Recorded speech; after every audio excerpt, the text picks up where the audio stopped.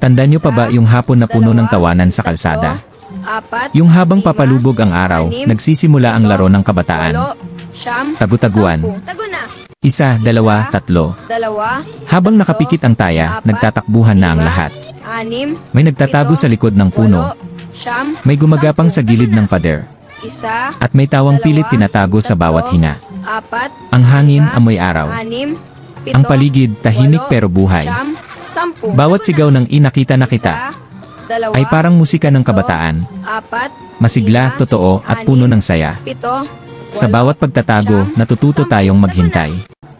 Sa bawat paghahanap, natututo tayong magtiwala. At sa bawat pagtawa, natututo tayong maging bata muli. Ngayon, bihira na tong makita.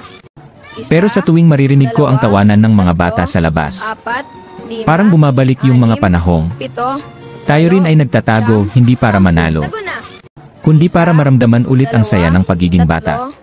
Tagu-taguan, laro ng alaala, laro ng puso.